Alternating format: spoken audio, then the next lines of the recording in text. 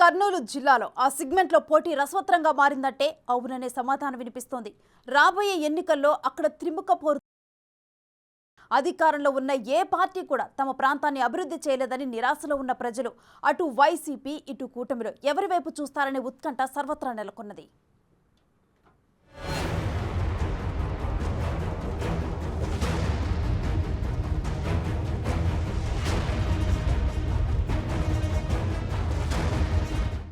ఉమ్మడి కర్నూలు జిల్లాలో కోడుమూరు నియోజకవర్గానికి జాతీయ స్థాయిలో పేరుంది. నియోజకవర్గంలో బడా నేతలు ఉన్నా ఆశించిన స్థాయిలో మాత్రం అభివృద్ధి జరగలేదనేది అక్కడి ప్రజల మాటగా తెలుస్తోంది. మిగిలిన స్థానాలతో పోల్చితే కోడుమూరులో నేతలు అభివృద్ధి వైపు చూడకుండా మాత్రమే పరిమితమయ్యారనే అపవాదు ఉందట. ప్రస్తుతం ఈ నియోజకవర్గం వైపు ప్రధాన పార్టీలు చూస్తున్నాయి. ఎలాగైనా కోడుమూరులో జెండా ఎగరవేసేందుకు అధికార ప్రతిపక్ష పార్టీలు కసరత్తు చేయడంతో అక్కడ పోటీ రసవత్తరంగా సాగనుందని రాజకీయ వర్గాలు అభిప్రాయం వ్యక్తం చేస్తున్నాయి. కోడుమూరు నియోజకవర్గంలో కోడుమూరు, సి బేళగల్, గూడూరు, కర్నూలు రూరల్ మండలాలు ఉన్నాయి. ఈ నియోజకవర్గంలో 2,42,767 మంది ఓటర్లు ఉన్నారు.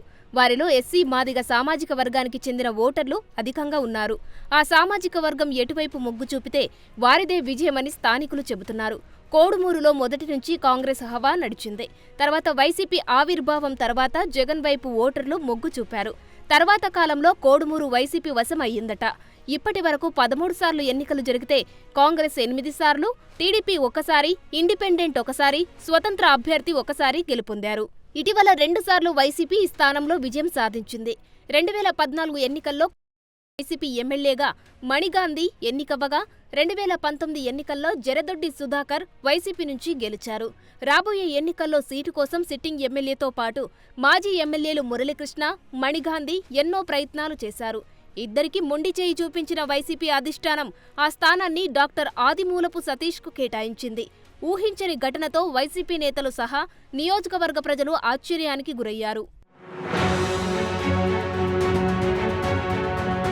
అక్కడి నుంచే అసలైన సీన్ మొదలైందని రాజకీయ వర్గాలు చెబుతున్నాయి.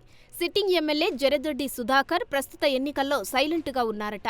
అయితే ఆయన అనుచరులు, నియోజకవర్గంలోని స్థానిక సంస్థల ప్రజాప్రతినిధులు మాత్రం కోడుమూరు టీడీపీ ఎమ్మెల్యే అభ్యర్థి బొగ్గుల దస్తగిరి పంచన చేరారట. మరో మాజీ ఎమ్మెల్యే మురళీకృష్ణ కాంగ్రెస్ పార్టీలో చేరి వచ్చే ఎన్నికల్లో హస్తం పార్టీ తరపున బరిలో దిగుతున్నారు.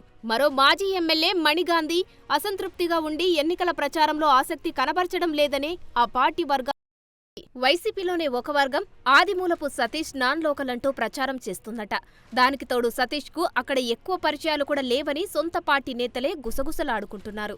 ఎన్నికల ముందు కోడుమూరు నియోజకవర్గంలో ఎంట్రీ ఇచ్చి తన సోదరుడు ఆదిమూలపు సురేష్ అండదండలతో కోసీటు తెచ్చుకున్నారని గుసగుసలు వినిపిస్తున్నాయి.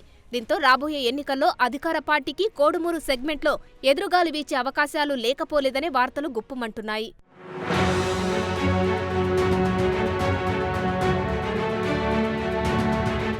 కోడుమూరు టీడీపీ అభ్యర్థిగా కర్నూలు మండలం పసుపుల గ్రామానికి చెందిన బొగ్గుల దస్తగిరి బరిలో ఉన్నారు.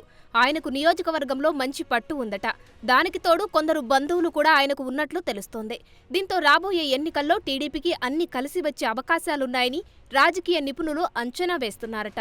కోడుమూరు నియోజకవర్గంలో ఇప్పటి వరకు పాలకులు ఎన్నికల్లో హామీలివ్వడం, గెలిచిన తర్వాత మొహం చాటేయడం పరిపాటిగా మారిందని, తమ నియోజకవర్గంలో అభివృద్ధి ఏదని ప్రజలు ప్రశ్నిస్తున్నట్లు తెలుస్తోంది. డెవలప్మెంట్ మాట దేవుడెరుగు, తాగేందుకు గుక్కెడి నీళ్లు కూడా లేవని స్థానికులు ఆగ్రహం వ్యక్తం. వచ్చే ఎన్నికల్లో తమ సమస్యలను ఎవరు పరిష్కరిస్తామని హామీ ఇస్తారో వారికి ఓటు వేస్తామని అక్కడ ప్రజలు చెబుతున్నారట. దీంతో వారిని ప్రసన్నం చేసుకునే పనిలో రాజకీయ పార్టీలు పడ్డాయని టాక్.